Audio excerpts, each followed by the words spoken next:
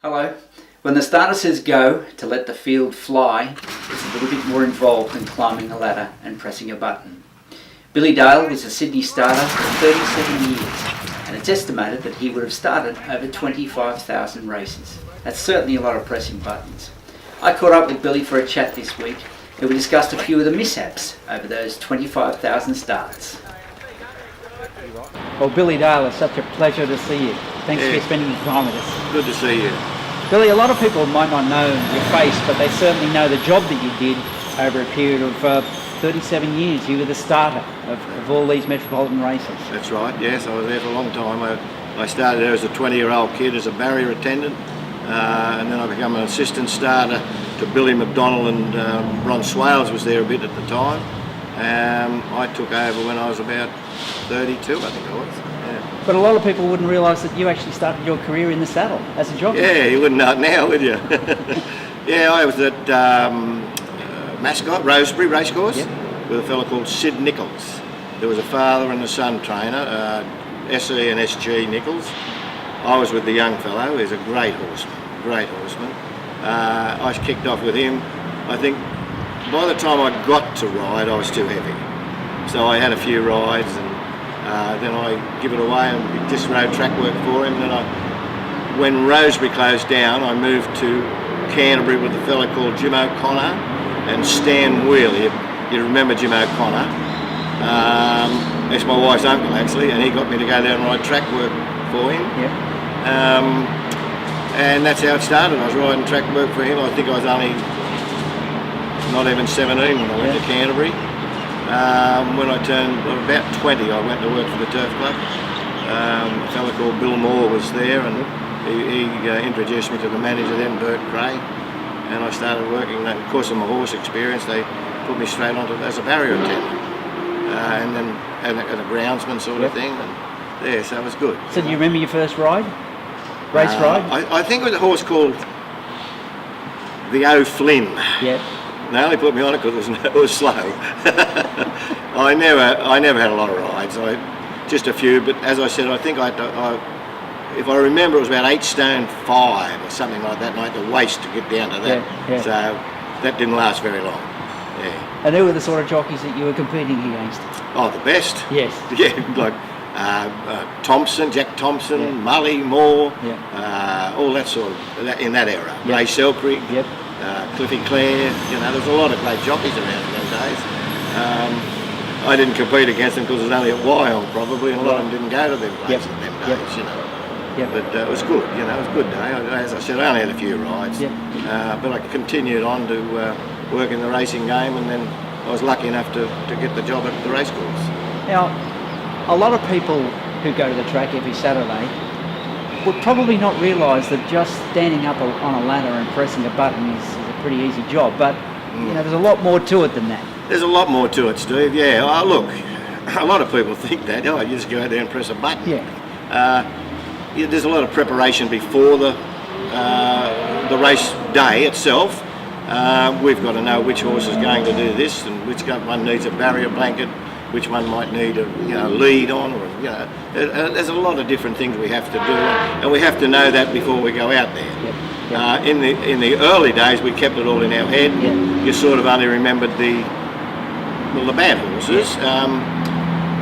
Then we come along with this starters report, which we fill in a starters report on every horse that does anything that they need. So every time that horse races in future, the starters report goes out, and the starter on the day has got the report. So you know when you get out there that you've got to put a blindfold on, you've got to put a barrier blanket or something to that effect. Yep. So not everything goes according to plan, of course, when you press that button, and sometimes things get wrong even when the heavens open. And 2 of the worst days in your life would have been Clue Feats, Flag Start. It wasn't much fun. It was probably I'll never forget, John Schreck was the chief steward at the time, and he said to me, ever done a flag start? I said, no, but I did assist with one, but it was a 1.5 mile race once, where we all just stood there and held the horses. I think Ron Swales was the starter. I said, no, we've never done it. He said, well, you better learn quick. And we did try very, very hard to get the barrier in. done a lot of damage to the track and to the chutes and all that sort of thing. We tried very hard, and I think we were 3/4 of an hour late or something. So then we decided to take them out onto the course proper and line them up. Well, that wasn't easy. No. You know, you're in a sprint race, and it's not like a 1.5 mile race where a lot of them will just stand quiet. So it wasn't real easy to sort of line them up.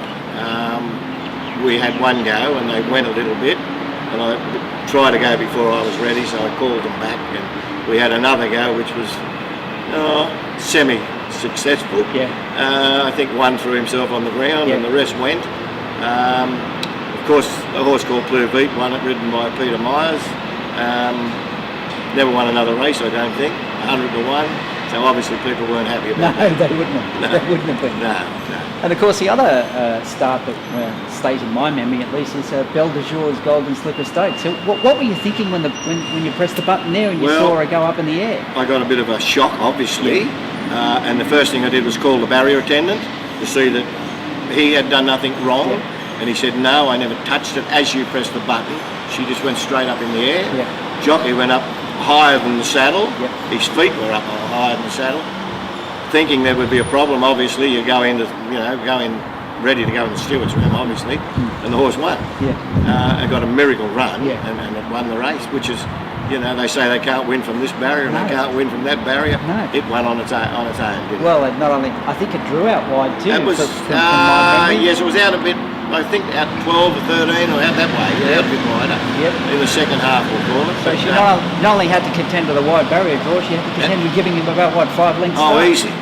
And of course the jockey didn't know what happened, but the barrier attendant was adamant that he never touched her. As I pressed the button, and that was when we went in and had a look at the video, obviously you could see that, you know. So over a 49-year career, who would you class as the best jockey you ever saw? I saw a lot of good jockeys, I've always thought Peter Cook was an amazing jockey. Horses just seemed to run for him. But then I was there when Athol Mully was there, and George Moore, and Jack Thompson, Billy Kamer, Ray Selkirk, all them sort of jockeys in the old, and there's a lot of good jockeys today too. But Peter Cook was obviously above average.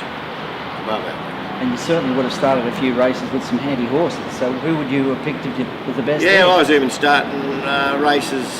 I don't know whether I started Kingston Town, but I was on the barrier, obviously.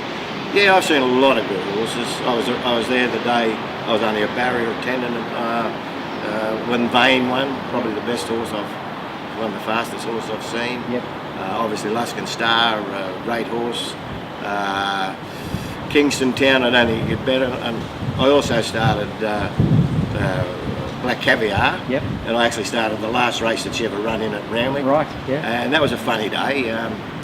We got around to the barrier, and there was more people there around the barrier than inside, I think. And I had to keep stopping them from running because she was in barrier 1. And I had to finish up putting a man there to stop, because every time I took my eyes off them, they surged forward. And they were right around the enclosure, hundreds of people. So yeah, that was a good day. I mean, to think that you were there on that day with a champion. I wasn't around when Winks was racing. I retired when she started, but I have seen a lot of really, really good horses. Well, not only the starter has to be alert, but also you've got a team behind you as well, which I don't think get as much recognition as they deserve. The barrier attendants. No, they should get more.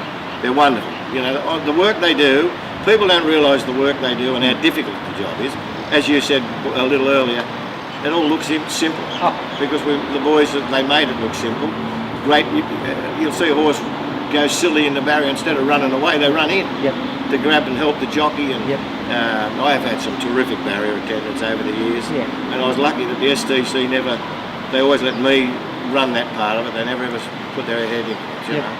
Well, not only riding the horses is the dangerous sport, those boys put their lives on They do, they really do. And some of them, in recent times, I've seen come away with some pretty nasty injuries. Well, there has been someone kicked and killed, I think, somewhere recently, or not recently, but a little while ago. But it's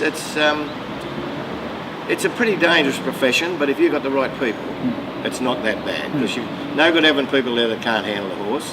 You've got to have good horsemen, because everything's got to be done in a minute. you haven't got time to sit around and talk about it. Everything's got to be done quick. Yep. Yeah. So Bill, you've been 4 years away from the track now, so Yeah. what have you been doing in those 4 years? Play a little bit of golf every day. Not every day. I play once or twice a week. I play at Brighton Lakes at Moorbank, and the son's the pro at Liverpool Golf Club. I play there too, and I've enjoyed that. We've got a place at Nelson Bay, and I'm up there. We've got a boat up there, and do a bit of fishing. So I honestly haven't missed it. Yeah. I go to the races only when my son's got a horse in or something. I don't go a hell of a lot, you know. But I'm enjoying what I'm doing. Excellent. Yeah. Well, Bill Dale, it's been an absolute pleasure to catch up with you. Thanks for your time. Thank you very much. Thank you very much, Stephen.